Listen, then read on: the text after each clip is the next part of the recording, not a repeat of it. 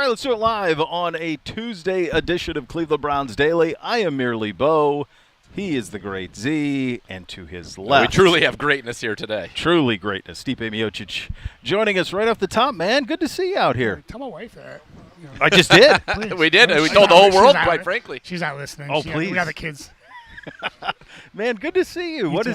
What does let's to be out here at camp for you? What did this franchise mean to you as a kid, and as someone who's a native of this area? How do you put into perspective what the Browns mean to this region?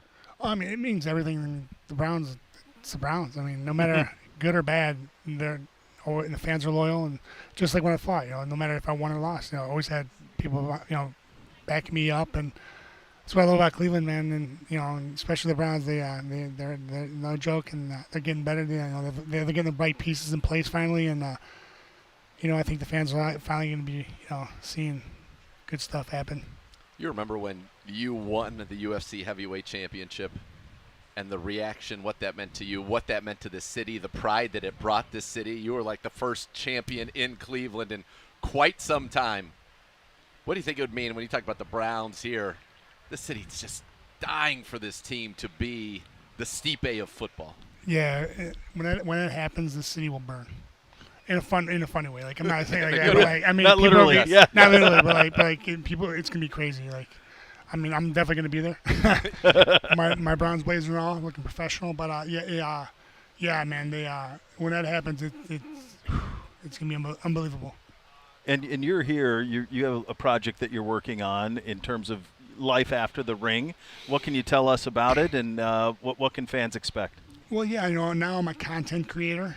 As my manager likes to put it. Now, just doing some fun stuff. So right now I'm doing a thing called Stipe Tries, kind of. So I'm doing different Nice. things. So like I've done like a chef and a tennis pro, and today I'm doing camera.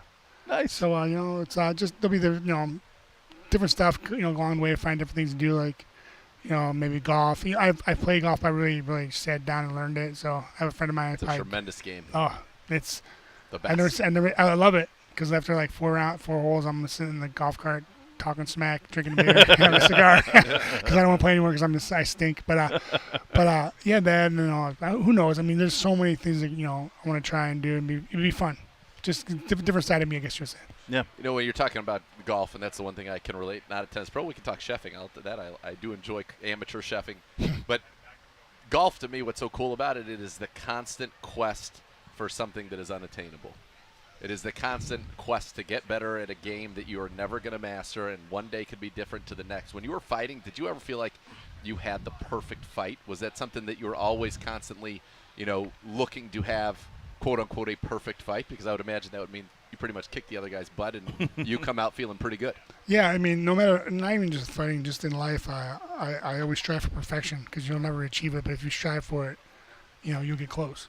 And that's a lot of things I did, and I think it's helped me through not just with fighting, with everything in life. And Yep.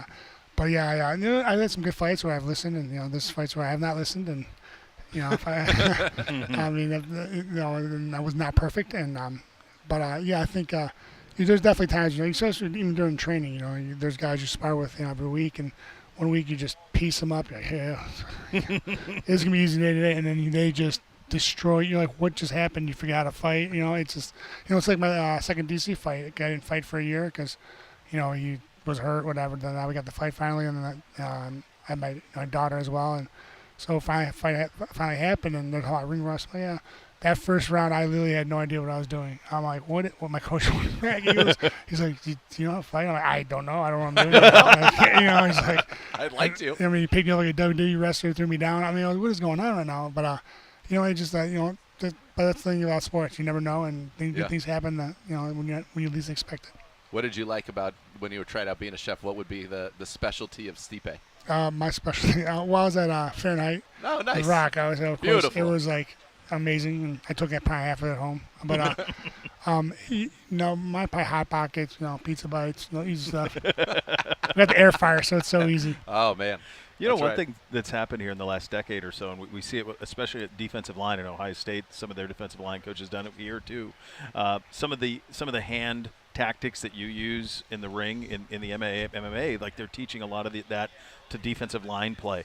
Do you, as you're out here today, will you and you see something? Hey, that looks familiar. Like that's that's some of the stuff you used. Well, actually, Dustin, Perfect. for the players, we were trying to get together and just it never came about just because I was on vacation and then just we had a lot of things happen. So I should probably give him a call here. He's probably mad at me, but we're looking to bring some of the guys in, on off days and stuff like that, and do some of the stuff we do because a lot of things we do, like not just so much with the punching we do, but also we're using foot drills, but also at the same time you're getting the ball thrown at you, so you have to worry about your feet, but also at the same time you have to worry about catching the ball. So it's like being, and I do not know nothing about being a lineman, but like if you block one guy, you see a guy, you just natural shove. I mean, just knowing where every part of your body is, understanding your body, knowing where it's at. I think a lot of it, especially with defense too, like because you swim, swimming, Yeah, there's swim a through. move. Yep. And you come around, there's another guy, and you got to swim the other way or do a spin. Just knowing your body, knowing what to do and what to expect. What are you hoping to get today if it's the perfect shot? What are you hoping to set out that you see through that lens today as you're following around? Well, I'm behind the lens, so really not really great. But no, I'm sorry, I'm joking. You can always turn around, and take a selfie. People wouldn't be mad. We thought about it. I just just the moment, just experiencing it all. It's pretty cool, and I just I've been here. Last time I came here, geez, it was a while ago, but it's changed so much already. I mean, it's amazing. I think they had grass field, and but it's honestly it's just a cool experience. I'm excited. I've spent a lot of time on the sidelines. I've been seeing Matt Starkey on the sidelines a lot. When you're looking through that camera, sometimes you don't have appreciation for how quickly they are going to be in your personal space. So just that from fighting. Well, I'm head almost on a 260. swivel. I've been working out. Yeah, well, you are a big man. Starkey took against Thursday Night Football. He told me about this. The Denver Broncos. He ate it. Their safety came and speared him while he was sitting there. I thought he was maybe dead.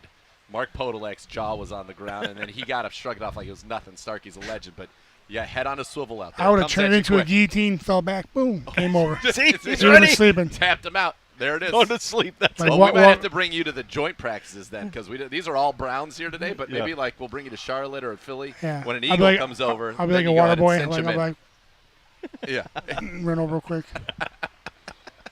This is exciting, man. It's great seeing you. Have a ball out there Yes. today, and you're such a city is so proud of everything you've done, and you've been such an incredible representation for the town and Ohio, Northeast Ohio specifically. So it's great seeing you, buddy, and have fun today. Yeah, thanks for having me, and always for Cleveland. That's it. That's The it. best. Yeah, that's it.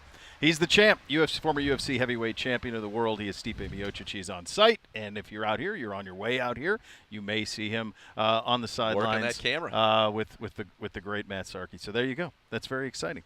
Hey, how are you? I'm good. Yeah? I'm great. Why not? I'm Nice. hot. I have bugs all over me. It's I'll tell you that. sweaty. It's sweaty. You know what you have, though? You have a nice bamboo fabric. This isn't a nice Croatian summer where we're out on the No. islands dipping into the Yes. pools. I'll never forget that. I didn't want to leave. I know. It was unbelievable. So we went kids my didn't wanna leave. honeymoon, VAR. Oh yeah. Oh my. Yeah. We're talking about going there next time we go. Got to. Have you, But we were Got it. where we were at. It was just like it was not real. It was almost like a postcard. Like, yes, it's too It good. was crazy, and then of course it was. We were there for a festival and all that good stuff, and they accommodated us very well. We got a villa that had like a butler and a private 5-star Michelin He's chef. the champ. I'm like, Yeah, appropriate. My kids didn't care. They're like, I'll take butter noodles. We got a lot of similarities, brother, Yeah. other than the fact that I'm not the champion. I mean, the chef's probably like, heck yeah, that's so easy. He's cooks up a bunch of call it a day. But it was actually nice because it is. When the kids want something, you have to on vacation. I do this, but then it was all taken care of. Like all we had to do is just enjoy ourselves, and it was first time And in a it's while. easy to do It was in nice. VAR. Like right now, I would be going to one of the. They have like day clubs everywhere. Oh Yeah. yeah. I'd be at a day club. I'd be in the water. In. First Yeah, of all, you'd be in. in the water, Yeah. then back. Little cocktail, be fantastic. Yeah, I would tell my wife I would go to check it out, make sure the situation's okay. Smart. Come back like 8 hours later, but it's good. Smart. It's Yeah, good. I can 8 hours? attest. It's good. I mean, these things go basically like you wake up, Yeah. you go there, it parties all day, and then it turns into Like, craziness so they have at they night. have a pool party, they have fun, Yeah. and then at night they'll bring like world-renowned DJs, music artists, and have phone parties It's a and all good that place. stuff. It's fun. That's a win. Yeah. Always a win seeing you. Yeah. All right, buddy. I tried Thank to you, convince my man. wife. I tried to convince my wife the one time. She said no, we were not going. I was like, okay. I thought she said maybe, but there was not even a maybe. She said no. Listen, maybe next time. That's why Yeah, you're going probably back. not, no. Right on. All right, Stipe, good seeing you. Coming Thanks up for on the having other us. side of this quick timeout, copious notes from practice yesterday. Good day. Was a very, very good day. We'll get into all of that coming up next. We're off and running. You listen to Cleveland Browns Daily, presented by Ballybet, official sports betting partner of your Cleveland Browns.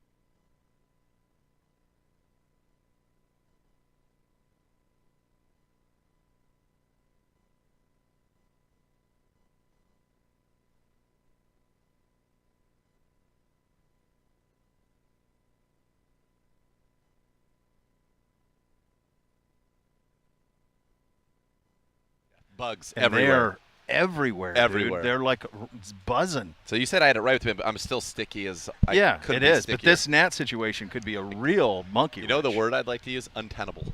It is untenable. I think you're right. The gnat situation, Gibbe, I it's don't- real. So it was here on Friday for ESPN Cleveland. The gnats were. Yeah. And then there was nothing. Nothing No. Saturday, nothing yesterday. Maybe we put that fan So right here. I want you guys to know we walk out here this morning. Yeah. Okay, so last night we had a little bit of weather. Oh yeah. I'd say. No kidding. The back of this tent was higher than the table. The whole thing was turned, Oh, Kind of baby. would like that maybe. caved in. I'm happy to drop a couple of these if you want, but I then don't people know. could be yelling Maybe. at you, I don't know. and I didn't know I if you don't wanted care that. about I just this gnat situation's a little dicey. I don't know. We'll see. We'll see. We'll got to wear some bug be gone. We have Look to at be. it. Gnats are on my iPad. They're everywhere. I'll tell you this. We have got to be at max capacity rain that's tolerable and allowed. We're at the. This, I mean- Nana's really dove into the most humid, highest heat index July on record. Yeah, tracks. Yeah, I mean, and then I'm yesterday it just tripping. I don't know if it was like this for you, but just poured Poured, for like an hour. complete and and it just sandy, a deluge. completely poured, and it just did that on This is Sunday. like what happens in Florida. That's right. That's right. Yeah, not supposed to be here. No, it's No. supposed to be not humid in the summer here. No, and Erroneous. It's brutal. I mean, it's just brutal out here. What wasn't brutal is what we saw. Oh, by the way, I did my own investigation on the short buckets. There aren't any over there. So That says we need Gibbe. this is Gibbe. got- You're in with security. You're in with equipment. yeah, this is where Gibbe he's needs been to shine. deputized. My hunch is that you shine for us, that Gibbe? must be Maybe. he goes maybe that must be coming from Yes, equipment. Equipment. Yeah, that's where the short buckets Gibbe. come from. Please. That's got to be where it's at.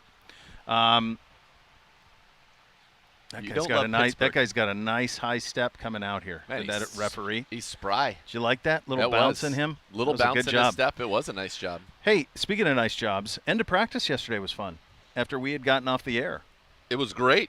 We really got to see you and I got to take it in. You, me, Andrew Ciliano, and the great Bernard Kozar. I honestly, Gibby, I think we should investigate setting up in front of those because it turns out they have these high-powered fans that shoot mist. Huh. he goes, "Look at this." Huh. Dude, that's why they have plastic. Huh. Wrap them in Just all plastic. the electric. Yeah, because I can see through that. We'll put us on wireless mics Again. and we'll stand over there. It'll be great. Anyway, but we had you a great and I time. should be like Al Franken. Remember on SNL when he had the one-man satellite Yes. just roaming around? Yes. I want you to be the bubble boy. Yeah, We should. just roaming around. I'd like to be the ice bath guy. So no pads today. Ethan Posick, first guy out. Looks like shells. That's his routine. He was yesterday Yeah, too. he was as well. Consistent. Looks Yeah. like shells. I don't know, from far Those- away. I think Coach called them spiders. But Yeah, he did call them the spiders. Yeah, not Um, quite pads, but although that kind of looks like it might be. Maybe. Yeah. It's hard to say Yeah. from this distance. Yeah, it is. Gibbe, do you know? We're clear over here on the east. You're plugged They- in. They have not told. I never know when we're up. I don't know what the attire is this year. That communication's been a little difficult. A little bit. By the way, yeah. Gibbe, one of the wineries I get wine from has a wine that I think would be perfect for you. It's the 2023 Curmudgeon Cabernet Sauvignon. Get him a I'm Magnum. gonna we gotta get you a Magnum of that, Gibbe. I want a hat. I want to be in front of a mister. I'm giving Yes, this I to yes. you. want this. Yes, yes. I want that. You'll get nothing but like I'm it. going to give you a curmudgeon bottle of wine. Let me tell you something. I think you would be Perfect. Yeah, very got happy it. to have that bottle of It wine. makes me want to just turn around and help you. I mean, I think you'd be very happy to have a bottle of Bevan Tell you what, Curmudgeon. I think it would be I think a fine I bet addition it's a to your cellar. delicious. I've got a threshold of 2.5 gnat bites. That's the Well, threshold. You're goodbye. Next level's next. That's going to be the end. Of it. we're out. Yeah, we're out. We're out here. Oh man. The fan, Dr. J, get the fan tilted up a little. Get So it. it's actually coming. Because it's coming off right. the ground. It's coming right into you guys. It's what it feels like. I'm Look, not Gibbe, getting look any at the wind on his shirt. Oh, That's look why he's at not his complaining. billowing. He's Look a at it. billowing It's Gibby. actually lovely. Yeah. You got your bag is blocking the airflow I'm here, sorry. Gibby? I just realized, don't put your bag up high because everything's wet. Like Oh. the ground is wet. I feel Well, like that's that's why the fantastic. gnats are here. No, I definitely think That's why the fantastic. gnats are here. Yeah. Yep. I think that's why I we have a think gnat maybe problem. we put that fan All right, we'll work right on where it. about Dr. right J here? was. Could we Yeah, put that's it what I right- said right there. Yeah. Yeah. Just put it there. In my shirt is where Yeah. I'd like that fan. Yeah. Yeah, no, it's interesting. I talked with some of the players about it too, and they said, look, there are places in the country where it is hotter, but yes, this is without a doubt the hottest so far we've had. I got to talk to Wyatt Teller, and he said hottest training camp and by far the most intense. He confirmed that I did have it right, that in years past, day one of pads was spent just in individual position group drills Yeah. and maybe on-air offense, not multiple 11-on-11s, which we got here today, which I think is great. Hey, is that any better? It's a little. I think you need to come this way with it, though, a little. Oh, no, that is better. This is a little better. But just give me a half. Take that side there, This your guy's like- left hand, back just a touch. This guy's like the Miguel Angel Jimenez of refs. When Miguel Angel Jimenez gets in his now stretches. you're talking. Yeah, now you're talking. Now you're on to something, Dr. J. This guy had a walkout Yeah. with a high step, kind of a high step butt kicker Yeah, but walk then he's out. doing some Miguel Angel Jimenez. Then he really did getting that. the hips loose. Then he just did a set of as pristine of push-ups as you'll ever see. Yeah. Of about 25, knocked those out. Then did kind of a from a push-up position to a stand-up. Yeah, I got a gnat in my eye now. That's nice. And I think this guy, you're going to He's get your doing best burpees, out dude. of this guy.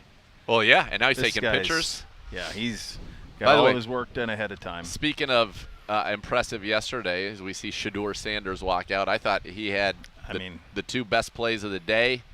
To just a gorgeous ball climb in the pocket would have been a sack, probably, but that's not on him. Then he climbs the pocket and throws an absolute strike to Gage Lardovan.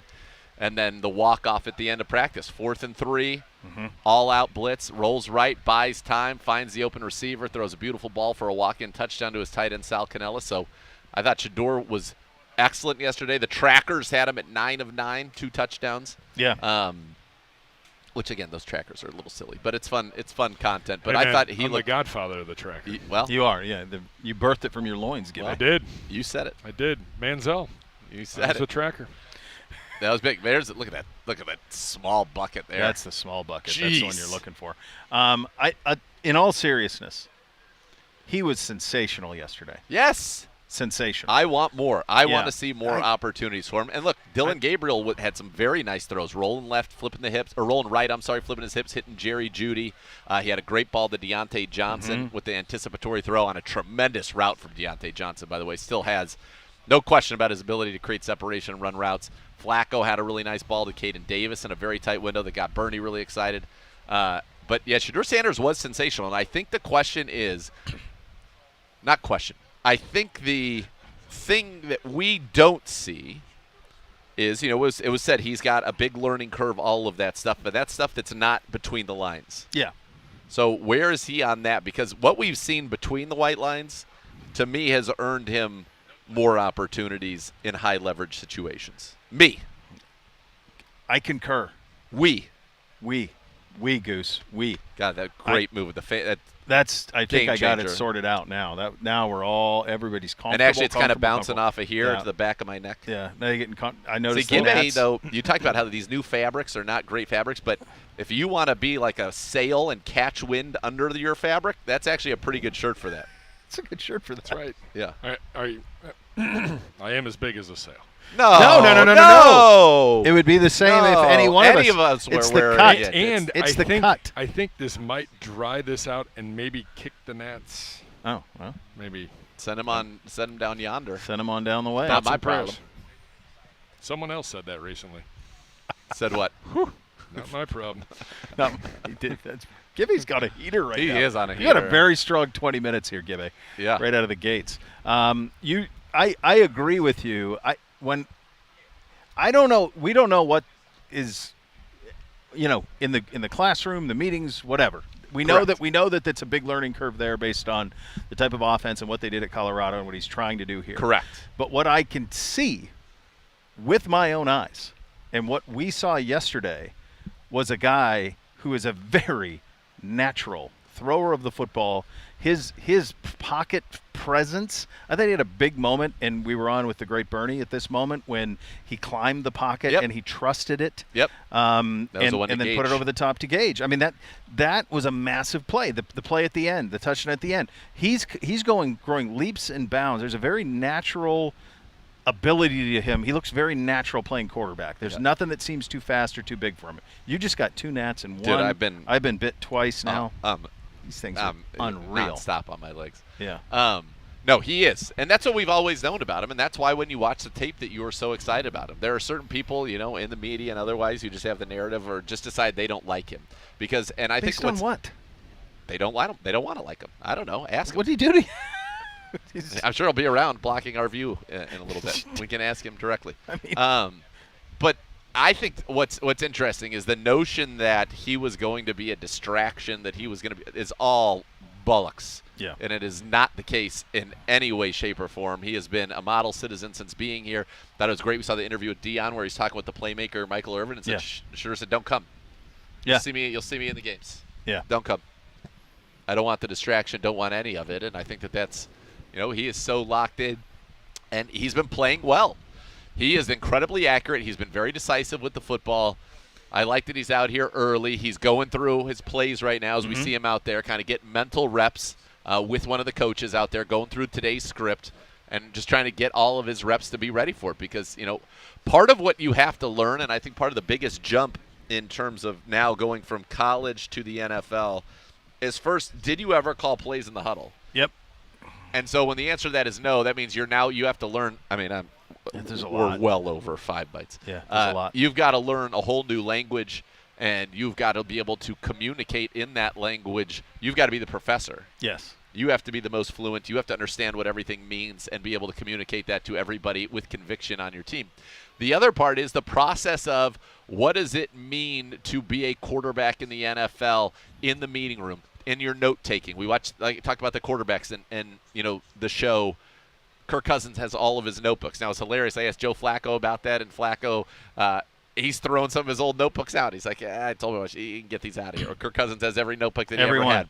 All handwritten, but that Flacco said the same thing. So, did he have to do things like that in college, and to what degree? And then it's always ratcheted up, right, when you get here into the National Football League. So I think that is – it's important. It's great to see the way that he has handled that, and I think he's coming along. And I think that he is going to be a gamer, and we're going to see what he looks like. Again, I want to restate this because I think it's important. When people think about these two quarterbacks, they are, and you said it yesterday, which is 100% correct, they're lottery tickets. Mm-hmm. You don't draft a quarterback in the 3rd round or the 5th round and reasonably expect them to be your franchise savior. No. Now, I think there are many people, myself included, believe that Shedeur Sanders has that kind of a pedigree and has that kind of ability. Dillon Gabriel was a 3rd-round pick. If Dillon Gabriel ends up being a good, solid backup for the Cleveland Browns throughout the duration of his rookie contract and perhaps beyond that, and have a Case Keenum, a Colt McCoy career where whenever you need them to start, they're ready to go. They can kind of take a team over the course of a season, but that is incredibly valuable, and that makes that pick a home run. Yep.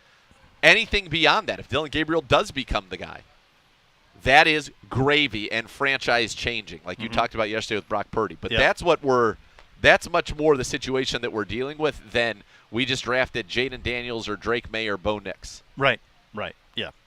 Now, Shedeur is the guys you just named. You just got him in the 5th.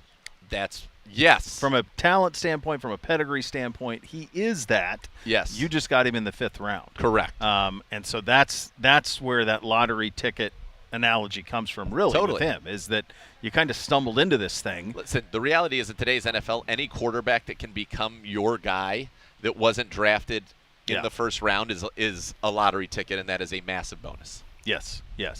A couple of minutes away from Coach Stefanski. That's around 1:30, right? Where he's gonna address. Might be coming now. I know. I Kev, noticed so a be little ready for crowd that. gathering over there. So we'll. They're over on the west side. He's up opposite of us. So there's Coach, and we'll see if once that's good, we can take that. This is his routine every day. Does the same thing. Goes all the way over. Do we have? Yep. Do you have Coach? Yes. Okay, let's go there now. Certainly our minds are this morning. We'll be out here today for practice. Not in pads today, so we'll be back in pads tomorrow. Can't go 3 in a row. We'll be doing a lot of situational work today, a lot of 2-minute today, as we continue down our installation schedule. But with that, I'll take any questions. Kevin, with the quarterbacks, you expect the rotation to be very much similar along the lines of what it was yesterday? Yeah, I'd say similar. We're, again, continuing to mix and match. When you say can't go 3 pads in a row, that's a rule. Right? Correct. Kevin, it seems like Grant yesterday wasn't in team drills. Is he okay? Just you'll see throughout the camp we're limiting some of our veteran players for various reasons. A couple guys will be limited today, but we'll just they're still getting good work done. That was kind of like what you did with Jack and. That's right. Yeah. That's right. How the guys like Quinshon and the quarterbacks who handled the redistribution of reps with some guys out and some guys like working their way back as a whole? One more time. How the guys as a whole, how have they kind of responded to the distribution of reps, getting more workload? Yeah, honestly, our guys come out here and I think their focus is on what's in front of them, and what their job is on every single play. There's a lot of these training camp practices as we get in the dog days of this thing. They'll start to run together for the guys. There's so many walkthroughs, so we're throwing a lot at them. Even this morning, there's a lot of newness for these young players. Some of the older guys have been around some of the concepts we're talking about, but there's a lot of work that's done in the meeting room, mental work that's done that it can be a lot for these guys, but they're doing a nice job. Kevin, when you see, I know you guys talk about gambling, or the league talks about avoiding gambling. You see something like what the Guardians have. Is that a cause to emphasize it again? It is. I mean, it's honestly, Scott, you kind of want to hit these things every single day, and we do hit versions of it every single day, but gambling is definitely one that we've gone above and beyond to communicate to our guys, as you know, because it's something that's real. It's something that's affecting not just our sport. I mean, it's affecting all sports, including college and pros, coaches, players, officials. So this is something that we're going to try to stay on top of. And on your list of worries, which I'm pretty sure is long, is that on there? It's on there. It is. Kevin, it seemed there was an emphasis on inside runs yesterday. On the script, and the same never playing out for inside runs. Do you do that motion to establish physicality on the game? We really didn't, Tony. We're in our installation schedule, so yesterday was some more of our gap scheme runs that typically are inside runs, but we had a decent amount of outside runs as well. We didn't get out there very often because the D-line was living in the backfield. We're continuing on the installation with both offense and defense. Really, I'd say over the next couple days, and then we'll be through our installs, and then the coaches will kind of move around. But I think you'll see more and more situational football start popping up here today, tomorrow, and as we go. Kevin, you mentioned the defense being in the backfield a lot yesterday, defensive line rather. When there's those plays where it's pretty obvious, like there's a sack on it, but then they just play through, how do you sort of evaluate those? Yeah, I think I pointed out this morning, I thought our D-line has done a really nice job. They're going to, at times, beat an offensive player. They're going to have a free path to the quarterback, and then they're going to take a right turn and get out of the way, or a left turn and get out of the way, because we obviously have to stay away from those quarterbacks. But what we ask them to do is put on tape what they're doing. We see them win and then get out of the way. So the quarterback, it may be fool's gold that there's a play to be had, but we want the quarterback to continue to play, and then that lets the receivers, the tight ends, the QB get a rep, even though in all likelihood the player would have been sacked, for instance. Kevin, with Joe now getting more for any quarterback, but especially a guy veteran like that, how much is that? Can he maybe get in a little more rhythm, and maybe do you see maybe the play improve because of the more extended? Potentially, yeah. I think quarterbacks all of them would love every rep they could get. I think that's obvious. But playing this position and as a backup quarterback, holy shit.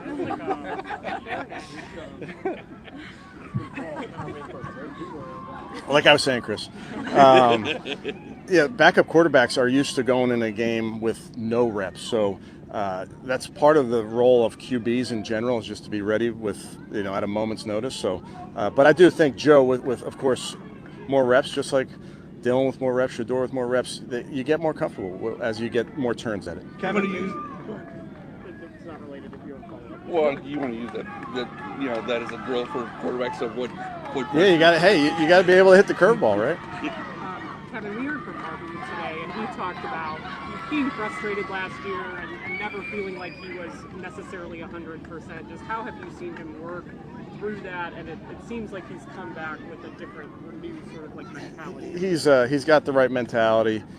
He'll have a bounce back here because he's worked his butt off. I'm confident in the young man. Kevin, we talked to Dee and Jimmy today, and they talked about the importance of seeing these rookie quarterbacks in game situations. Is that something you guys have discussed? Do you have a plan for that, or is that just too far down the road to even think about? Yeah, I mean, we haven't gotten too far down the road in where we are right now. Obviously, we're discussing preseason games and the practices versus Carolina and Philly and those type of things. Hey, Kevin, Jimmy also mentioned, you made a point of mentioning your age. I think the implication being a young coach still developing. How young do you feel? Yeah, not very. I sent my daughter a picture of me the other day, and I said I think I'm aging at a exponential clip, but she said I wasn't. I have tried to convince her that this is blonde and not gray, but that hasn't worked either. But no, I mean, yeah. How do I feel? I feel great. I feel excited and privileged to coach this football team, and I'm excited about this practice today. How different are you as a coach than you were when you first took this job? I hope I've learned from every year, certainly. So, the thing about our sport, which I love, I know our fans love, is you can't predict this. It's not scripted, I think.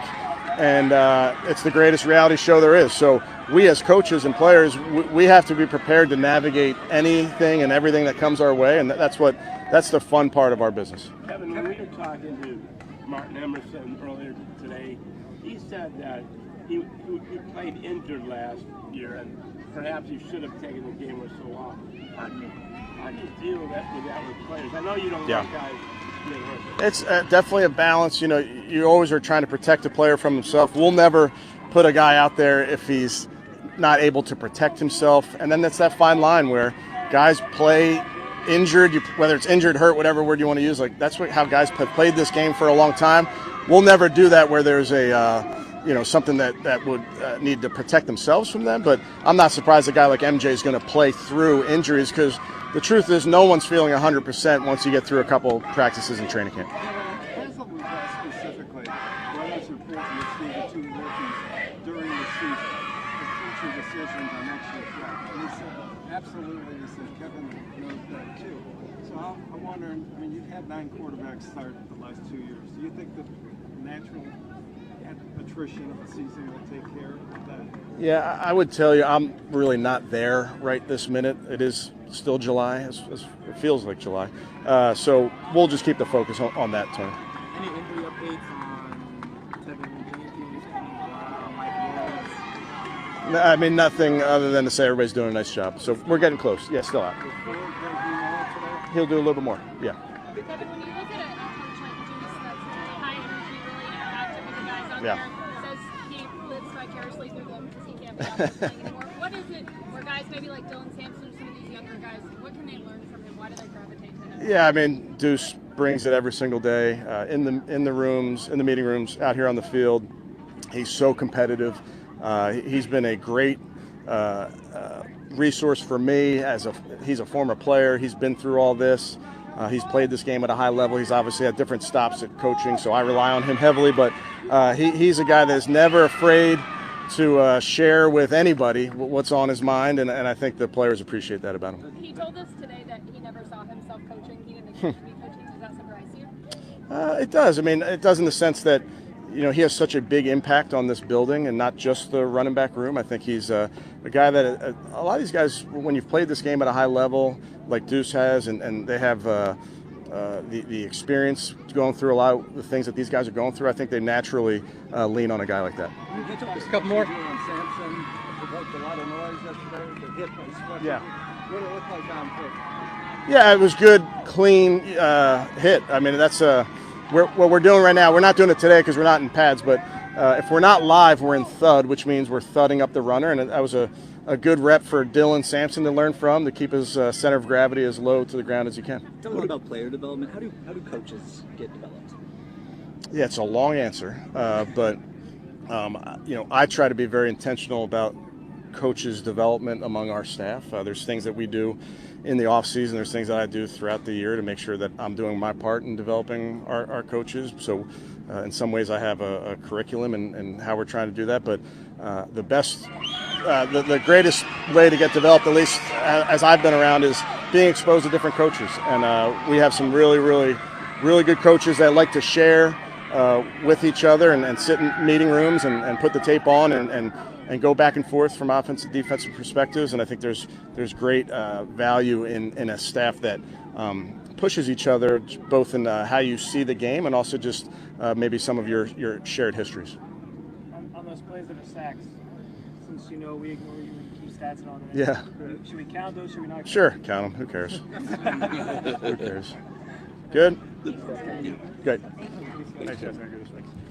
All right, a couple of things. Line of the presser. Sure, count them. Who cares? The other, he was attacked. Well, we've been attacked by bugs. He's being attacked by bugs. Yeah, he was attacked, and so that's the real issue there that happened. We understand the perpetrator was a wasp. That's right. of some ill repute. All right, we will react to everything Coach said. Take a look back at yesterday's practice and a preview of what to expect today. Those are your Hot Topics today, presented by University Hospitals, official healthcare partner of your Cleveland Browns. Should also add that you can add more fun to your fandom with the Ballybet Sportsbook app. Download today, get 50 back in bonus bets. You place your first wager of 10 or more. Ballybet, official sports betting partner of your Cleveland Browns. You listen to Cleveland Browns Daily. It's presented by Ballybet, official sports betting partner of your Cleveland Browns.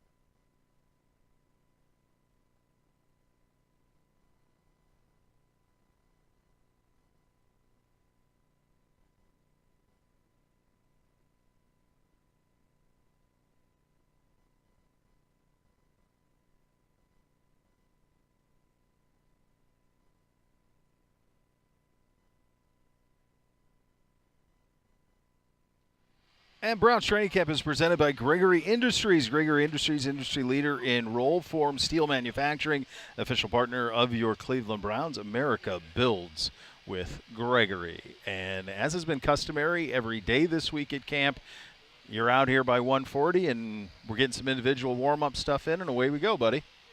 Yeah, once you start getting that coaching, that's when the 2-hour kind of clock starts ticking. I glance over to my right, and I see Stipe Miocic, who was with us early on the program, chopping it up with Myles Garrett. Oh, there he is. There. Yeah. Over by Gibbe's tent. Brown security.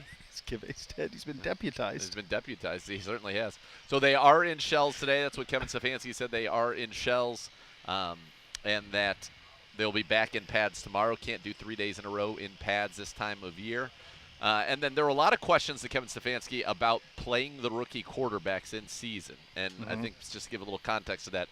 So Jimmy Haslam and Dee Haslam spoke with the media earlier and touched on a wide variety of topics, which was, I thought, great press conference from stadium to the football team to, what this team needs to be and the improvement that needs to be seen, all of it. But he was asked, they were asked about, it was important to see the rookie quarterbacks. You have 2 first-round picks next year. Do you need to be able to have an answer on the quarterbacks? And as you and I have said all along, the answer to that is yes, and Jimmy said absolutely. So that's why it seemed weird when Kevin was kind of being repeatedly asked, so do you have to play the rookies? You have to play the rookies?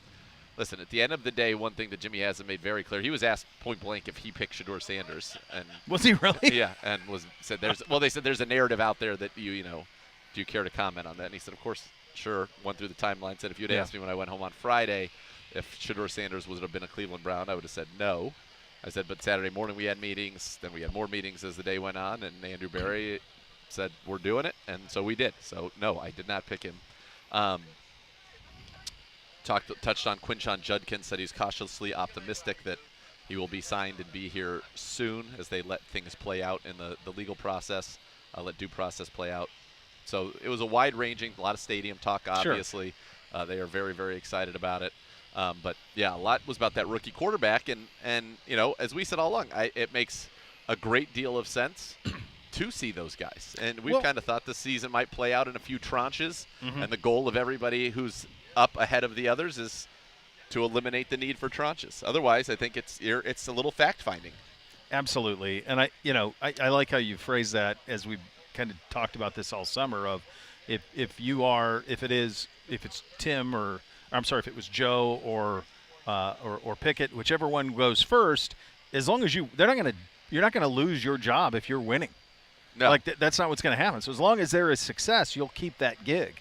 And to your point, if that stops and then one of the rookies gets to go, and then that first rookie that goes, the goal ought to be to start the rest of the year. Of course. And if you did, then that answers a question. Of course. That's exactly right. The one thing I want to ask you, because I did not hear the Haslam's presser, was the question to Jimmy that you needed to see them start this or play this year, or was it in the regular season? I guess what I'm curious about is if they play a bunch in the preseason. They'll play this year in the regular season. In the regular season. Yes. Okay. Yeah, okay. that was that's certainly the important That's the way designation. that I think it was meant and interpreted, and Okay. that's how I received it, for sure. Okay. Because it is important to get those kind of answers, I think. That's in many ways, that's what this is about. Yes. This is a season where, he was asked kind of repeatedly, how many wins do you have to have? He says, we need to be better than we were here. Look at Bob. Just be like Bob. If everybody out absolutely there, electric. and in your life, if you can have a day the way Bob's had, a week. Yes. I saw Bob having breakfast this morning, and I said, I want you to know you're a subject of conversation and admiration. Oh, yeah. That's right. Great praise. I mean, the efficiency of getting the VIPs in and out, the turning radius. Would you guys like to hear from ownership on the QBs? Sure. Yeah. Mr. Kevin, if you can intro those cuts for me, because I do not have them off the top of my head. Haslam on why the Browns drafted Shedeur Sanders. Well, I think that's really more of an Andrew question, okay? But I think, what was that pick, 146? We thought he was good value at 146. All right. Yeah. Sure was. Top 35 consensus player at 146. Some would say great value. Great value, yes. Yeah, for sure. Next, Haslam talked about if it's important to see these rookie QBs play this year rather than just down the line in the future. Absolutely. So, but I mean, that's Kevin is aware of that and knows how important quarterback is, and he and Andrew talk about those kind of things all the time. So I like what he said there. Absolutely, but he's also, and people need to understand this. I actually ended up at the grocery store yesterday. I was, a person came up to me and in the middle of my grocery shopping and shared his rather strong opinions about a great many things that, unfortunately, It's always very comfortable. Unfortunately, he had a lot of his facts wrong. And so I said, look, I'm just going to give you the facts. You can do with it what you will. But I think that, as you heard there, why do we pick It's a question for Andrew. Jimmy Haslam and Dee Haslam own this team. And Dee said it many times. They're the steward of this franchise for these great fans. But when I know it's hard for people to get their head around, and I'll keep saying it till I'm blue in the face because it's just 100% the truth and irrefutable, they let the football people run football. Andrew Berry is the general manager. Andrew Berry has all say on personnel, period, full stop. He works in concert with Kevin Stefanski and Paul DePodesta, and they work as a team, but that's how that goes on that side of things. And then Kevin Stefanski is the head coach. He makes all the decisions on who plays, who doesn't, all of it. Now, of course, position coaches at times will make decisions in games. Oh, we're going to get this running back in here. But Kevin Stefanski is the one that does that. This is not other than the fact that they empower people to make decisions and provide every available resource to ensure that this football team has every available advantage that they can have, they're not involved. No. So I think that, again, he does a great job articulating it. He does a great job talking about what's going on, and people just need to understand that is how it works here in Berea. Ultimately, if the football side of it fails, yes, the buck stops with the owner. They put the people in charge ultimately who make that, but that is Andrew Berry and Kevin Stefanski leading that charge. Andrew Berry on personnel, Kevin Stefanski is the head coach and two-time NFL Coach of the Year. But that's how it is. And so I thought that's a good answer. He said, yes, it's important. How does he know that? Because when you are the owner, you do have check-ins with your coach. That's you right. do have check-ins with your general manager and with your chief strategy officer. And you say, okay, how are we feeling about this? What do we see? And that's why I said absolutely. And Kevin knows that because they've got to answer that question. That is the most pressing issue for this organization and has been, unfortunately, since Bernie Kosar was the quarterback. Yeah.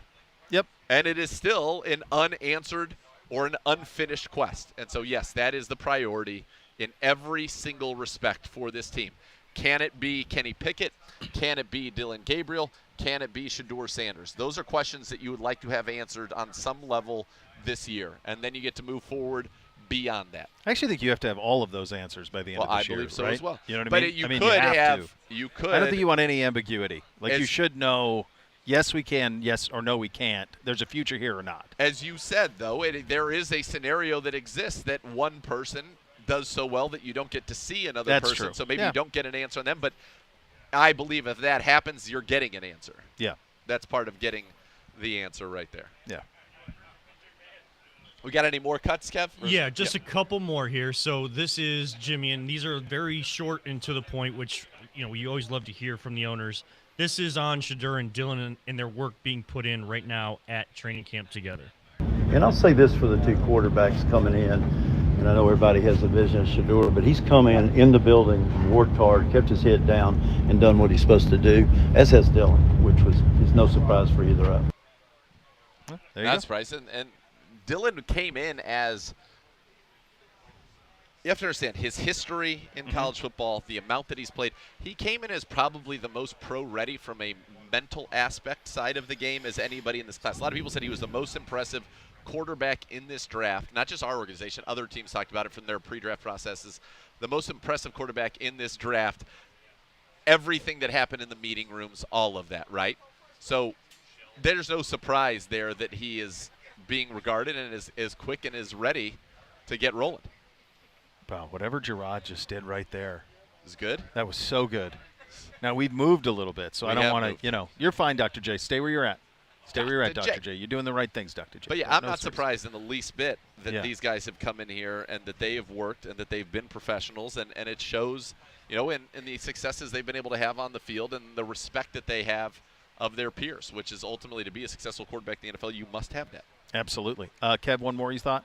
Yeah, one more. Just the overall thoughts on the rookie class. I know we've spent a lot of focus on that, but some of the guys not talked about as much. So here's the thoughts on the overall rookie class.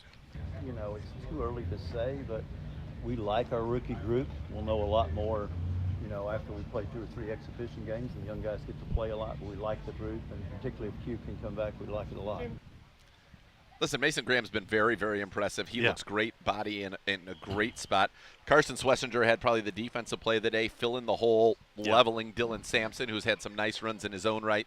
Fannin has been everywhere. I would say the 2 guys that have been the most impressive, and it's just so hard to judge line play with only 1 day in pads, but Fannin and Schlesinger have been everywhere. And then from an undrafted standpoint, Luke Floria, that's the guy that you want to see. Does this translate into games? Have we found, you know, a guy who can be, and you'd hate to link him, but, you know, like a Julian Edelman, right? Like, sure, of course. Can you find a guy like that, kind of out of the woodwork, who can be a good player for your football team? Tell you what, keep getting open, keep catching the ball, keep making the first guy miss, and you're going to get a chance. Yep. And that's what he does on a very, very regular basis. All right, second hour of the program. We're painting pictures. NFL Network Steve White's going to join us as well. You're listening to Cleveland Browns Daily. We're presented by Bally Bet, official sports betting partner of your Cleveland Browns on 850 ESPN Cleveland. This is He goes down. Level, and you're listening Playing 3-minute break with the ID. ESPN Cleveland, WKNR Cleveland, and Good Karma Brands radio station. All right, I want to shout out my man Joe. Joe B texted me today. This is how great Joe is. He's such a positive spin on life. At 7:30 this morning, Joe B texted me. He goes, "Have the best show of your life today, my brother." I'm like, damn, well, I want what he's taking. Oh, that's right, I am taking what he's taking. Vitamins, minerals, amino acids, proteins, you get them all naturally through bee pollen. You just take 2 golden capsules every day. This is putting good food, superfood in your body. Do yourself a favor. How about this? Take care of yourself first, then you take care of everyone else. Try bee pollen, please. Money back guaranteed, shipped free to your door. Take 2 every day for 2 weeks. Tell me how you feel. I'm already going to tell you how you're going to feel. I know. You're going to feel better. Call 877-350-632. 877-350-632. That's 877-350-632 or joebees.com. Liberty Ford wants to congratulate those student athletes who have excelled both on and off the field this year. Join ESPN Cleveland in celebrating local student athletes during the Liberty Ford Student Spotlight. Think your student athlete is worthy of celebration? Visit ESPNClevelandContests.com to register your student and tell us why they deserve the recognition. Liberty Ford, where lifelong service comes standard with the Liberty for Life service program. Learn more at libertyford.com. See dealer for complete details and exclusions on the Liberty for Life program. This is an ad by BetterHelp. Workplace stress is now the leading cause of declining mental health, with 61% of the global workforce feeling it more than ever. You can't escape work, but you can take some small steps to care for yourself. A walk, some sun, favorite song. Therapy is one of those. Ongoing support to build. About a minute here. Shouldn't be. Go to betterhelp.com/timeout today. Just getting everything saved in the background. BetterHelp, HELP.com/timeout. Real American Freestyle is the newest force in combat sports and is coming to shake up the game in a big way. 10 lucky fans will win a pair of tickets to the inaugural event August 30th at the Woolstein Center in Cleveland. This isn't your typical wrestling show. It's the first ever unscripted pro wrestling league featuring NCAA champs, All-Americans, and MMA superstars going off script and all out. Enter to win at ESPNClevelandContest.com. Raw, unscripted.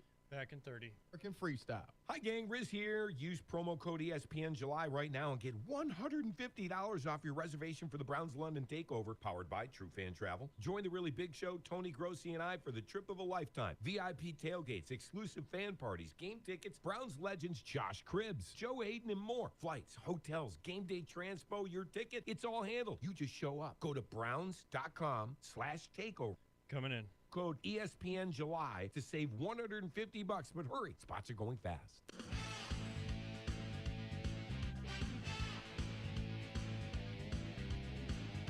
Cleveland Browns Daily, presented by Bally Bet, an official sports betting partner of your Cleveland Browns, on 850 ESPN Cleveland. Guys, ready? Going up. Second hour here, Cleveland Browns Daily on a Tuesday edition, training camp edition.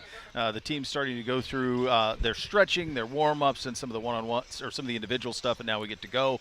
And a real privilege and pleasure for us as we are joined here on set. NFL Network host Steve Weiss joining us. Steve, good to see you as always, buddy. Good seeing you. Thanks for having me out here. It's always great. Like the Browns, like everyone in our whole network knows, oh, you're going to Cleveland, great. They're going to take care of you. It's going to be fun. It's a great environment. You're going to get to see a lot. So, you know certain organizations, when they let you do your job and treat you right, it's going to be a good day. And the Browns absolutely, and you guys absolutely take care of us. Good to hear. You like that sea breeze we're getting here? Yeah. Brian. Yeah. I live in L.A., man. This is a nice sea breeze. Jeez, is this thick. Just tough out there, man. How much do you look forward? You mentioned, coming here and how special it is here, but how valuable is this for your job to do this tour and to see how all these operations are working and how much you look forward to it? That's one thing I tell people when they say, this national job, what's the difference? You get to go around and you see most of the buildings, right, over the course of the years. What organizations, like I said, make your job difficult, right? Which people make it very easy. So one, the operation of a building from the top down. You can understand why there are teams that struggle or can't keep a coach for more than 2 or 3 years. And you understand why there are teams that have that consistency and stability, and it's leadership from ownership down.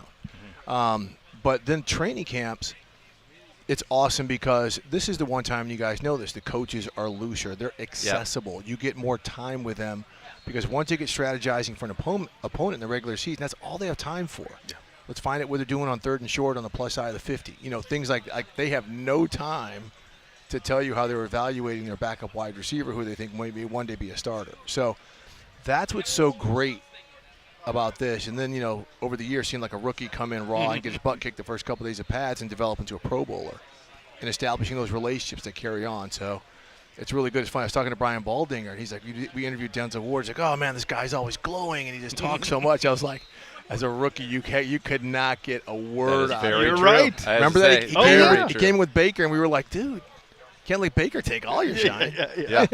It is the evolution is fun as you get to know these guys and get to know the programs and the people in them. So you've been around so far this year. Has anything stuck out to you, maybe league trends? And the reason I'm asking that is I can tell you for 100% certainty this is going to be a significantly, and already has been, more physical, more demanding training camp than we have had.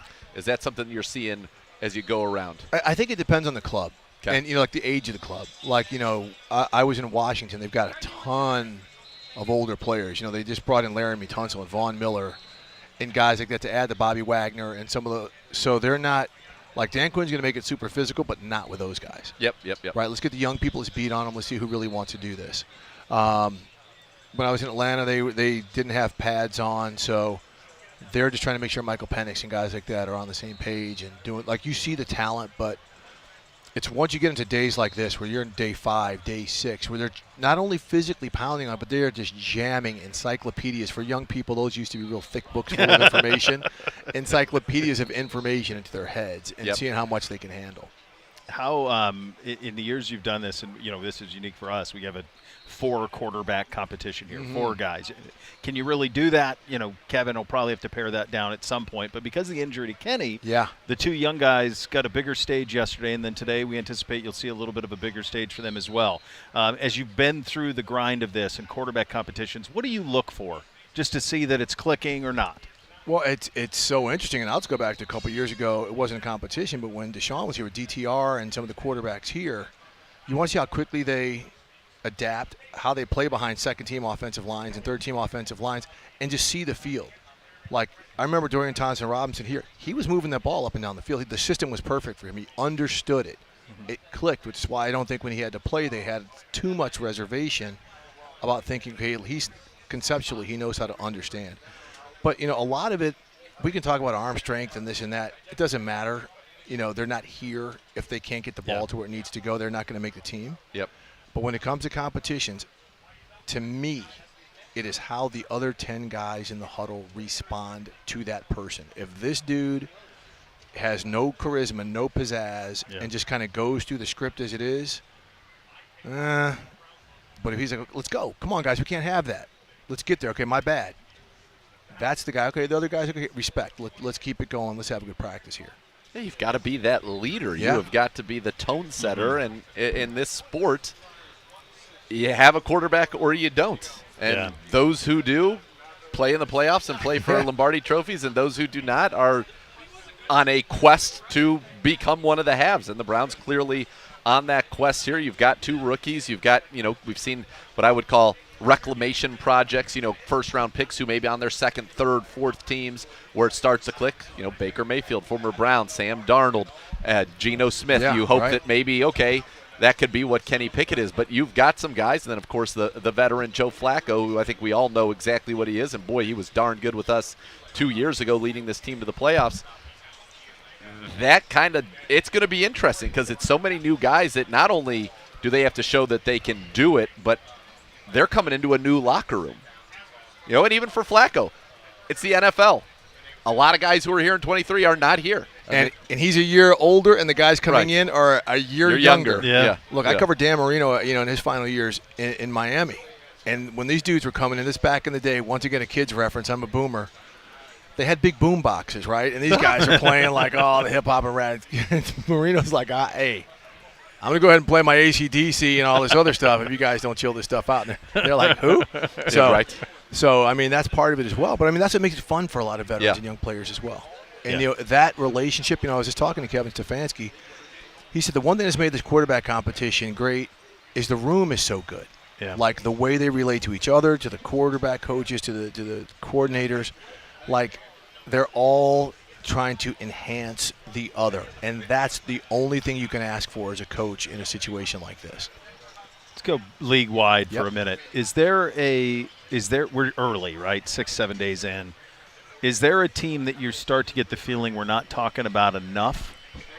There are 2. And I think Tampa Bay Buccaneers and Denver Broncos. I think Tampa Bay, besides the talent that they have, they now have an established culture, right? It transitioned from Bruce Arians to Todd Bowles, and now it's a place where they expect to win, right? When new guys come there from situations, like coaches don't have to say anything to them because the players will hold them to a certain standard, right? We're physical. We got a good quarterback. We're going to put points up on offense because we built the team through the trenches, and we're not taking any foolishness here. We've got other guys who can take your place if that's the case. Now in Denver, Bo Nix is real. Like I saw him a couple of times last year and was like, I had no idea. Like this guy is that guy, right? So they've enhanced their offense. They're in year 3, 2 or 3 with Sean Payton? I can't remember. 3, I think. Year 3 with Sean Payton, right? So, but his second year, so he's going to understand because Sean is he's got so much stuff to throw at these quarterbacks. He's going to understand it better. Defensively, they're one of the best defenses in the NFL, and then they add 2 face mask benders in Dre Greenlaw and Talanoa Hufanga. They draft a corner out of Texas who's a stud. I think Jahdae Barron, who can play multiple positions. They're loaded. I think Denver is a team that's going to be in it to win it all the way through. The AFC is just so stacked. So stacked. But the NFC now too, because I like the whole North. Right, but you look at Detroit and you're like, man, they lost. I've seen it happen with the Rams when you have a coaching drain in one hit. 2 coordinators and 5 assistant coaches. Plus a couple good players. But Carlton Davis is no longer there on that corner. Yep. So are they going to be able to handle it? Because Ben Johnson is the real deal. Yeah. I mean, there were years the best defensive coordinators were like, we can't figure out what this guy's going to do to us. It's 3rd and 15, and he's coming out with 3 tight ends and running it down our throat. Yeah. Because we're in nickel. Yeah. And so how is that going to work? So the NFC is going to be – I think the Rams in the NFC are a team to watch. Adding Devontae Adams to Puka Nacua, those 5 guys up front they have on defense. I mean, they're a real team. It's going to be fun, and that's one of the things that I think is so fun about this. That there are a lot of teams that I think, going into it, legitimately believe they can hoist the Lombardi Trophy, and there's a pressure, I think, in this conference in particular, on Baltimore, on Buffalo, just to play for it. Obviously to win it, but just to play for it. As Kansas City's dominance, with the exception of Joe Burrow getting through, and then Brady early. That's it, right? I mean, and you like Denver. That's in that division. I know the Chargers certainly are believing in what they're assembling down there with John Harbaugh and Justin Herbert. There are a lot of good teams. Our division, Baltimore I mentioned, Cincinnati, with Joe Burrow playing that well, you can never count them out. Can they get that defense? Can they handle Trey Hendrickson and get that resolved? There's just a lot of talent. I noticed you kind of blew over Aaron Rodgers and the Steelers there. That's for Gibbe. We don't want to get him started. All he talks about is nachos in Pittsburgh and Aaron Rodgers. nonstop. Yeah. It gets Okay. exhausting. All right, It's exhausting. but I will say another team. Of course they believe. Yeah, that's but why they do that. But another team. I mean, let's not forget Houston. Of course, C.J. Stroud. C.J. Stroud, it was a kind of a down year last year. They had some issues kind of functioning offensively. You know, they changed coordinators. They changed some players up front. But defensively, man, there might not be a more talented defense in the NFL at every level. Yeah. And they have kind of what Tampa has, and I think, Atlanta was right there last year, came down to the wire, but like Tampa is the clear favorite in that division. Houston is the clear favorite in their division. Absolutely. So they have, in terms of when you're talking about Denver and you think about Denver, Kansas City, the Chargers, I don't think the Raiders think they're with Geno Smith and Pete Carroll that they're going to be just a throwaway. No, they're going to be better. There are. That's it. To me, that helps. To I me, think. top to bottom right now, looks like the toughest division in football. The That AFC AFC West. Yeah. Yeah. And I think our division, I think talking we're about right there, Steelers, yeah. is going to be pretty And good. the The NFC NFC North is going to be. Those all look and the pretty NFC East is pretty darn good with Philly, defending Super Bowl champs, and Washington, and Dallas always feels like they're there. I know you got to That's why run. it's fun. Steve, we'll get you out of here on this one. When you do this, are there spots that you go every year to eat, or are you looking for good something question. different around the country? Ooh. Is that in your head? Like, well, I no, want to no, try no. something. There are certain cities I'm like, okay, I have to go. Like, when I go to New Orleans, Yeah. There's a couple places. Let's not be shy here. We Well, venture to New Orleans. love- We're curious. love the New Orleans. Why am I blanking on this place? It's called Fatma's, right? Fatma. It's this Turkish woman, her mother and daughter. Okay. This is Right. what I'm It's an talking old about. shotgun house in the Treme neighborhood, and it's a breakfast joint. Right. So it's kind of like this mix of Turkish American Creole, simple dishes, right? But it is. Good. It is memorable, right? Wow, Like I have not heard of that joint. Fatma's. Say, that's your That's spot. pretty good. Fatma. Okay, go ahead and Yeah. open table it. Check it Yeah. out. But I mean, just in certain cities, like okay, some go to, some let me find. Yeah. Some, but also when I go on these trips, like you see, I'm down. I'm down to like You're looking 209. good, brother. Like You're I'm looking good. I'm- Lean and on the I'm scene. leaned out, so I'm kind of like disciplined. Yeah, you have to, Disciplines. right. when- That'll get you when like, you're going out big every night. Well, especially West Coast to East Coast, right? Oh, okay. I got to wait until I'm not waiting until 9 o'clock Eastern Coast time because I'm on 6 o'clock Pacific time. That jams me up a little bit. Yeah. So I got to put in an extra 2,000 steps that day. You don't have to put in any steps. Just stand Just out go there. You'll stand lose out another there, 10 right. pounds. My gosh. That's all happened. It's like I'm back in the South. It's like wearing one of those suits, when the boxers are trying to shed their water weight. right. That's just like our lives. Good seeing you, buddy. Appreciate you guys. The best. There he goes. Steve Weiss joining us here live on the set here as training camp is underway. Practice is underway. Continue to paint the pictures on the other side of this quick timeout. You listen to Cleveland Browns Daily presented by Valley Bet, official sports betting partner of your Cleveland Browns.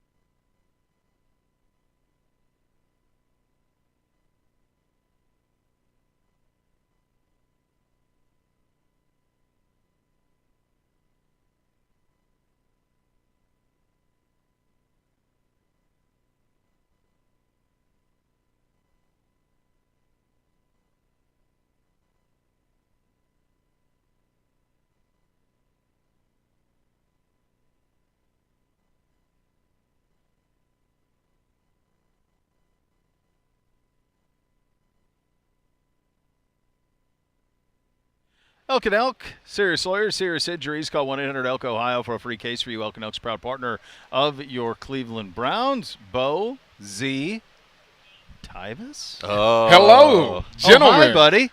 How you guys doing today? We're good. How are you? You guys look very cool out here. We do. Getting Just nice. me Yeah. walking from that gate to over here, drenched. This is in the brochure, though, right? I mean, you're a Cleveland native. Isn't this what you come to expect? So late July? you know what's crazy? I realized that at 31 years old, my mindset has totally changed. Back when I was banking, I would be out there long sleeve shirts on, all of that, and now I can't even fathom practicing with a long sleeve shirt on. Well, you get the breeze that way. They're on the far field, Z. So this is very tough. This is a tougher spot. Joe Flacco with a big, deep crosser, though, to Deontay Johnson. As the ones are out there, that was a nice ball right there to Deontay. Deontay's had a good couple of days here the last few days, and he is, quite frankly, I think the Browns need him.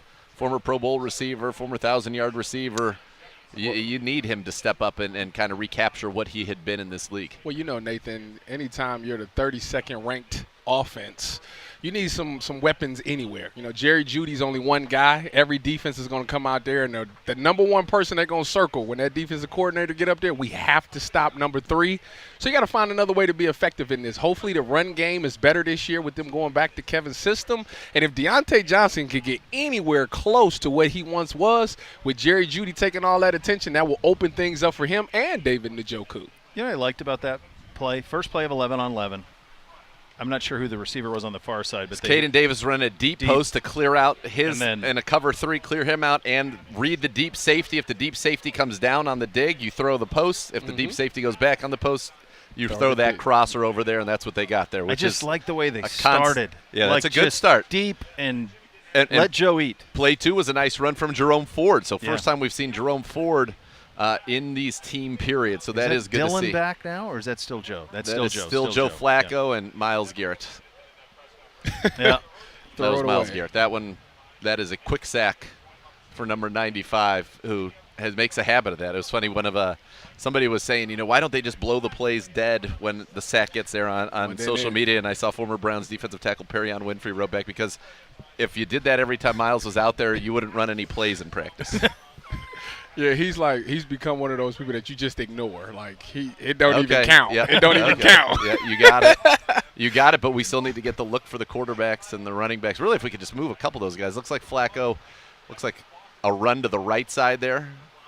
Dylan Sampson. Yeah, he's got a nice burst. Yeah. I've always appreciated them allowing the quarterback to throw, because the thing about being a DB is you don't really get a lot of work. If they're going to blow it dead or not throw the ball, it's like, dude, I need some reps. We need the reps. Yeah, throw it. Just throw it anyway. Yeah, That's what Kevin Stefanski said. It's for the quarterbacks and the receivers and the DBs to still get those reps. And he said a lot of times, look, here's the other thing. In practices, what people immediately, if they win off the line, they're like, oh, it's a sack, pulled up. Yeah. How many times quarterbacks get out of the plays, That's they a part get out of of the it. sack, and Yeah. the play extends? I mean, if it was just that easy, it'd be touch football, but it's not. There's Dylan Dylan. Gabriel rolling to his left. That's Nice a good ball to pass. Jamari Thrash there, who's had a nice camp, and that's a good ball right there. Dylan Gabriel is clearly comfortable throwing on the move either direction, and I think that is, given his height, is particularly important, because you're going to have to move the pocket. You're going to have to get him in space to create throwing lanes. I don't even know. I mean, I was trying to think, like, what do you think is the percentage of snaps that he took in his entire college career under center? Probably less than not. 5%? Yeah, not a lot. No, I mean, it's almost you see entirely under the everybody's gun. spread, and especially at Oregon, he never. Oklahoma, same thing. Spread, yeah. UCF, same thing. So, like, he's playing under center is a massive adjustment for him, and I think it's something, Kevin said after drafting him, he said this quite a bit, I never saw the height thing show up on film. But this is going to be a different film now, because he's playing, if he's under center versus out of the gun. I want to ask you from a DB perspective, because there were a couple plays yesterday where he was behind the line, and if we were in the secondary, we had to stand about 15, 20 yards ahead on the sideline. Couldn't see him. Couldn't see him. Yeah. So as a DB, I hate it. You can't get a read. Usually, as a DB, especially as a safety, if you can't see the quarterback, it's hard to get a break on the ball. So when you're playing that post safety, the thing that I was taught is you don't look at the quarterback's eyes necessarily. You read the front tip of his shoulder because that never lies. Wherever he's pointing that front shoulder, that's where the ball is going. But if you can't see that front shoulder, how can you ever get a jump on the ball? Yeah. Right, I was wondering about that because I thought it was interesting. I thought it'd be hard for really everybody on all sides of it. Hard for him if I can't see him. He probably can't see me. But I thought it would be interesting. Right, you're getting no read, and you might not even know where he is. Has he broken out? Is he even in the pocket anymore? Yeah, I'm sure. He got an advantage on that, but also it's a disadvantage because he's short, so he can't probably see over the line as well. So he will have to find a way to either he's got to have great chemistry with his guys where he throws the ball and knows that's where they're going to be. Oh, that's a good rolling out left. He's nice very comfortable in that. I don't, You got to move the pocket. You got to with him, move it, or you have to have blocking patterns that are Breeze very specific to create that lane. Like we saw in that slant, Yes. where they kicked out on the outside and went down on the inside of the line right there to create that lane, and he was able to drill it right out of there. But he's off to a very good start today. Every ball he's thrown has certainly been a completion, and on the move, moving to his left, obviously much more natural for him as a left-handed quarterback. And the arm talent is there in spades. Oh, he can throw the put it football. anywhere. Yeah, yes, he does not throw the football. Size does not translate into his arm strength. His arm strength is very, very good. Well, the good thing about him is he throws the intermediate route very well, which in Kevin's system, you throwing a lot of over routes. Listen, and Brock Purdy is not big, but he could work the middle of the field, work those intermediates, work those play actions. Shedeur drifting out to his right, checks it down in the flat there. Looked like Jerome Ford, maybe. Jerome Ford, yep. Jerome Ford ran over somebody on the side. He's excited to be back. He's like, I didn't get the day in pads yesterday, but I'm going to run you over right here. Tyvis, how did you, during your career, as you bounced around, and everybody wants reps. Yeah. And you're never getting enough reps. Mm-hmm. When you saw the guys who were really good at it, of being ready without getting all the reps that you want, is there a common denominator that you saw in terms of being right without getting all the reps you need? I mean, there's always film, and that's the thing. When you're a young guy and you're not getting the reps, first of all, my time in Seattle, I was behind Earl Thomas. So Earl was one of the guys that during OTAs, hey, young guy, go get them reps. Go get them reps. Even during camp, go get you some of them reps. When season came around, he didn't come out. The coach would be like, hey, Tyvis, go in there and get Earl for 2 or 3 plays. Earl will wave you off like, nah, I'm not coming out. So you would have to just watch him and watch the tape and be able to be like, all right, that's what he's seen. This is why he did what he did. But as far as the physical reps go, you got to get them all now. This is the time to get them. Yep. When you have a rookie, Carson Swessinger, who's going to probably be the green dot, be your Mike linebacker, Tyvis, that's the quarterback of the defense. That's the one who gets in the the check-in, check-out game with the quarterback. Mm-hmm. What would tell you that he is ready to lead this defense? Because that is a big, big responsibility for a young player. So I had the luxury of playing with a linebacker that some people consider the best in the league today. His name is Fred Warner. Yep. Right? So Fred, when he first got to San Francisco, the one thing they said about Fred was, wait till you get out on the field. He is so loud and he is correct about everything. He will get you lined up and you will not miss a call. And I'm like, the young guy? Okay. Yeah. So we get out there. Fred was just locked in. Like he just knew, he was calling out what was coming, all of those things. If Carson Swessinger gets that, then you're talking about a guy you better watch out for, because if anything, I've looked at a guy like JOK before JOK's injury. He was playing some of the best linebacker ball I have ever seen. His instincts and the way he was able to dissect the play before the ball was snapped was out of this world. If Carson Swessinger or Jim Schwartz can get with him and them linebacker coaches can get with Carson Swessinger and he can see the game like JOK did and be able to call the defense, you're talking about a guy that's going to be an all-pro. Yeah, they're excited about it. I talked with Jason Tarver after practice yesterday, and he was showing me some reps of Swessinger's, and he is very excited about the potential, how quickly he does not make the same mistake twice. He's not afraid to ask questions, but he doesn't make the same mistake twice. Physical, we saw that yesterday on the play in the hole with Dylan Sampson there. By the way, the Browns concluded that 11-on-11 period. Shedeur rolled out right and found Gage Lardovan, who's been another one of those young guys that's continued to make plays for this football team. So the ball, I don't know that there was an incompletion there. We do not have a perfect view, but Flacco did not throw one. I don't believe Gabriel threw one, and Shador looked like he was 3 for 3 there. So Flacco threw the ball away one time. threw it away. Yes, Threw it you're away right. That was one he was time, sacked yeah. long ago. Yeah. That Not was the even an Miles attempt. one, That was right? the The Miles Miles, play. yeah. Exactly. Miles so one. another good session right there. Obviously, we wish they were a little closer to us here today, but yeah, the first couple of days they've been right here in front right of us here, on the which near is field. very Now nice. they're on the far west field, which is also furthest away from the fans as well. So that's You gotta even the grass out. You can't I just, know you that. know, Yes, play yes. on this grass, let it breathe, go to the other I mean, field. quite honestly, they should ask our opinion before doing anything around here, quite honestly. Don't you think, Gibby? Gibby just Gibby. concurs. That's right. I'll take a quick timeout and continue to paint the pictures. Training camp at the Cross Country Mortgage campus. You're listening to Cleveland Browns Daily. We're presented by Bally Bet, official sports betting partner of your Cleveland Browns.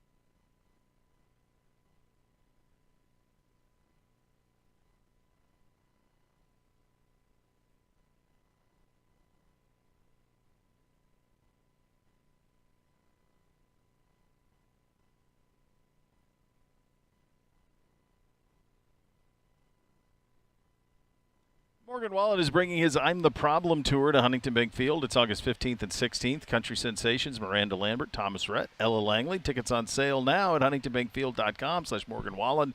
Don't miss out on this must-see summer show. People are fired up about that.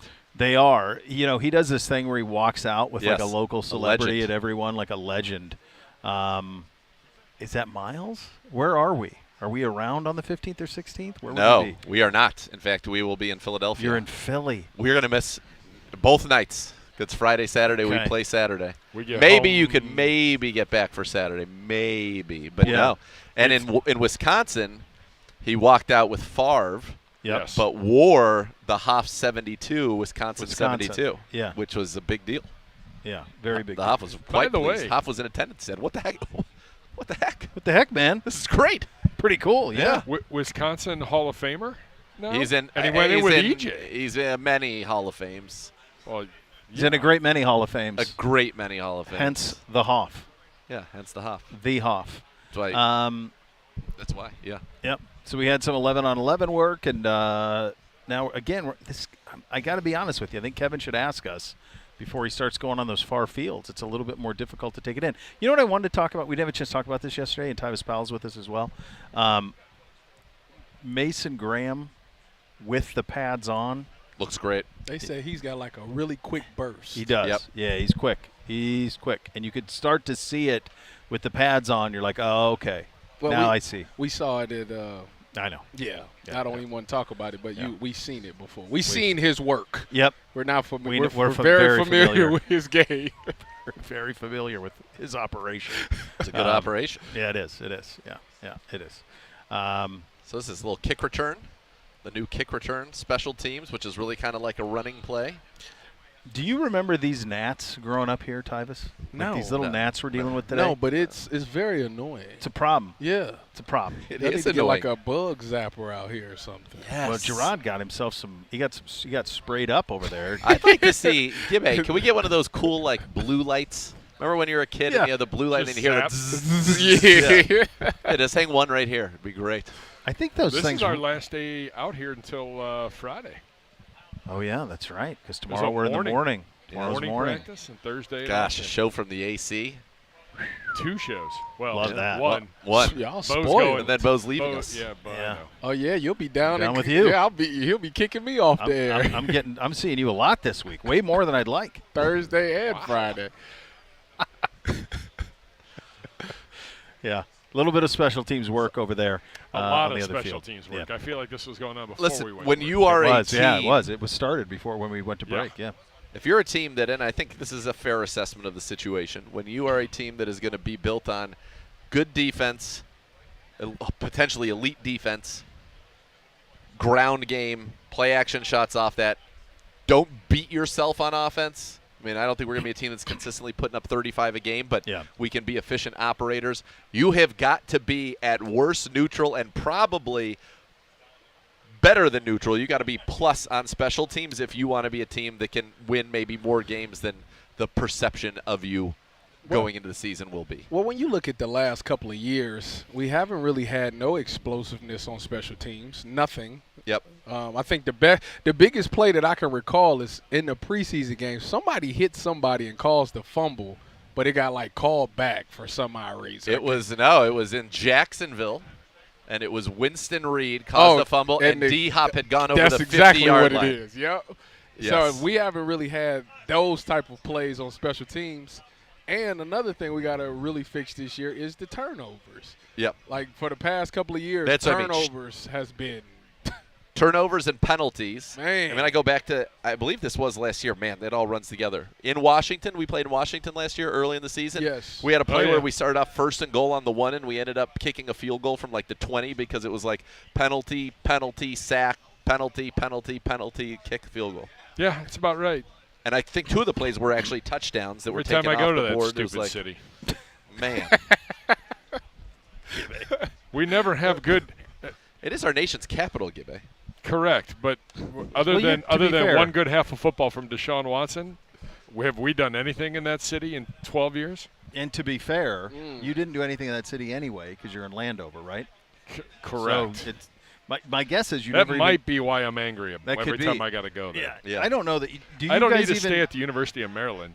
The I just football got- team sucks. Guess we already what's- know that. Guess where I'm opening up the tailgate show this year? The University of Maryland. Oh, they'll be excited.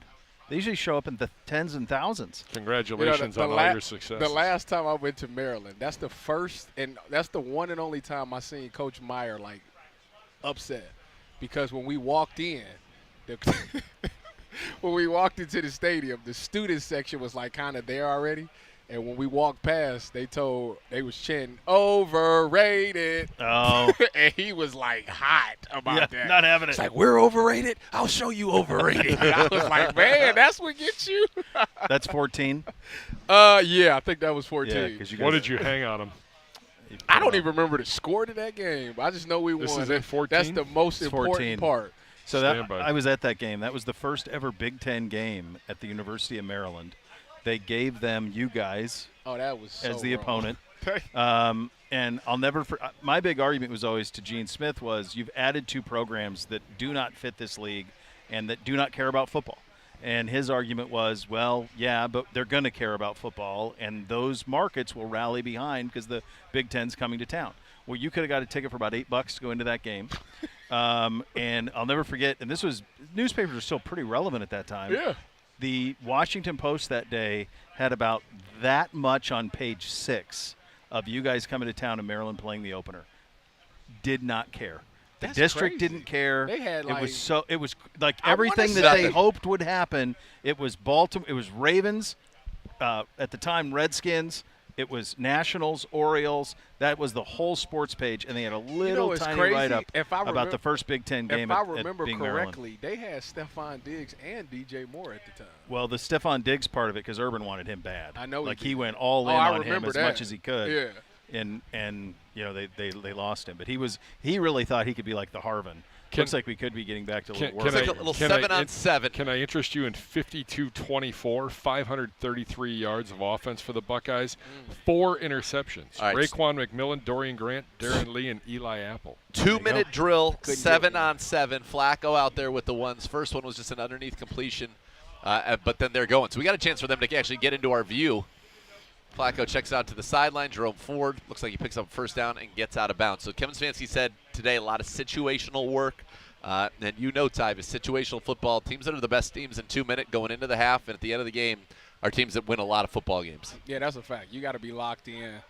From a defensive standpoint, you don't want nothing to go over your head, but you don't want to be like lackadaisical either. You got to be on it. You know, you got to be aware for those double moves though, and you got to understand how many timeouts teams got, because that would dictate the routes that you're going to get. Usually, they want to get guys out of bounds, so it's a lot of 7 cuts or corner routes, as you would know. Flacco over the middle there, Harold Fannin. So that's back-to-back completions. Fannin has absolutely been a standout early in this camp. I believe that he is going to play a very big role on this team. Gibbe has yet to show him his BGSU pin, though, which is sad. Sad, hate to see So it. hopefully that moment will come soon. That's not Gibbe. good. That's not good. Who is it? Who is that? I don't think it's Denzel. Because isn't Denzel It is kneeling defense. down? Yeah, defense. It's It could be a MJ. corner on the other side. I think it might be It I don't is want to MJ. hypothesize. Is it MJ? Yep. There's the number 1. Man, they Oh, went over God. to him quick. Denzel went right over. Ronnie went right over, too. He's still down on the – oh, no. Oh, God. And a hush has fallen over the cross-country mortgage campus, and justifiably so. MJ Emerson, who has worked so hard. Oh, the frustration for him is pretty real. You see him. He's, Yes. Yeah. Looks like his left leg, and it does not look good. Which would be Oh, my a huge blow to this football team. Huge blow for MJ Emerson entering in his 4th season now. The whole his defense now contract running year. over. He, I mean, they're running. It's 7-on-7.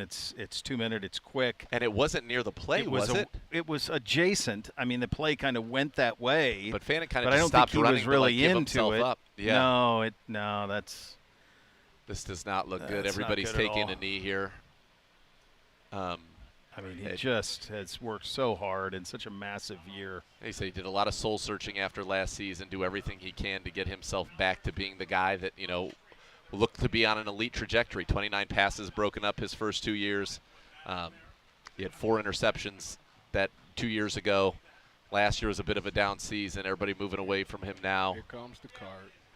And looks like they're bringing a card out for Oh, Jamerson, and this is terrible. The way that he acted, Bo, in terms of the visible frustration and moves he was making, the players know. B. Lynch was over there with him.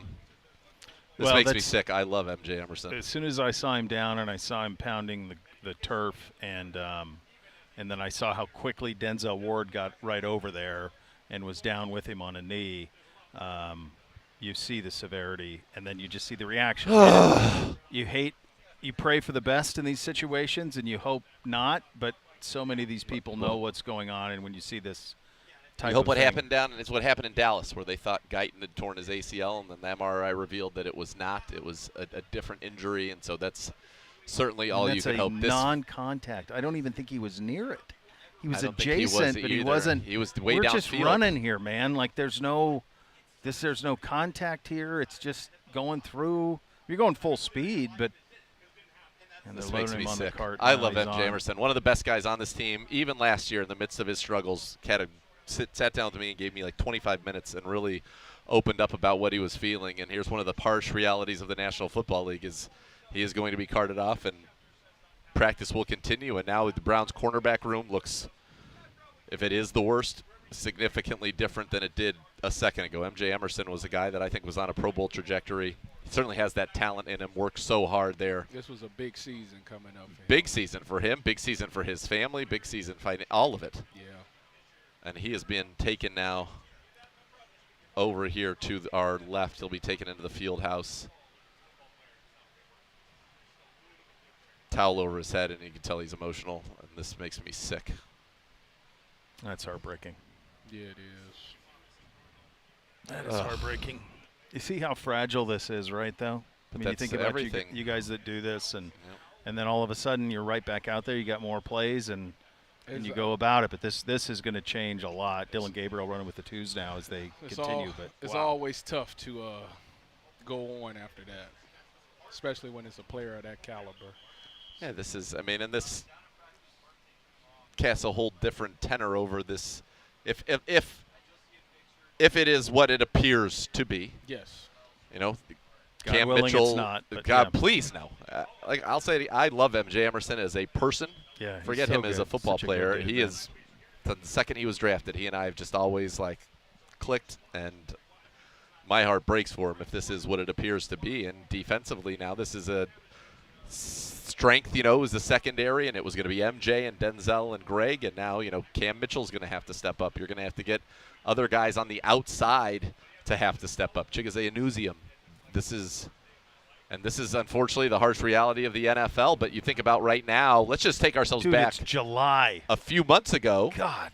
It's July. We Think haven't even. what's just happened. It's Yes. July, and all the stuff that you thought you were going to have, and you don't already. It reminds me of Grant Delpit being here. Grant Delpit going. That's what I didn't want to even say it because reminds that's me what of it reminded Grant's. me of because that happened, and we were like, wait, what? That was Grant and Greedy Williams, who was never same day that day out here in Berea. But yeah, we're in July. But if you think about this defense, it was supposed to be your starting linebackers Jordan Hicks and JOK.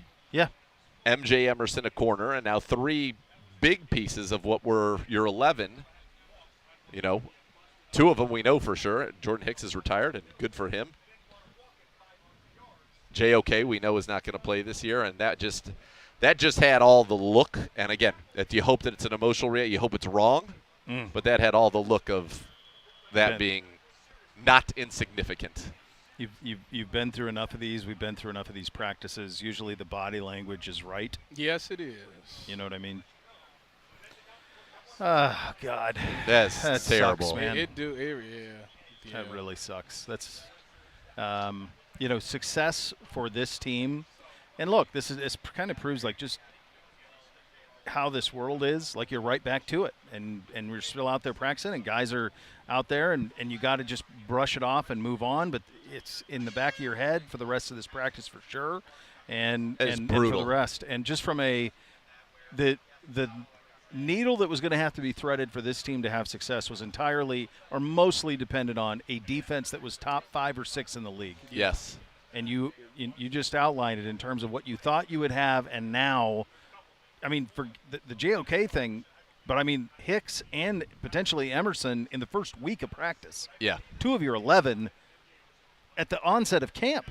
it's one of those things that every time you come back from them 6 weeks off, the harsh reality is somebody is going to go down.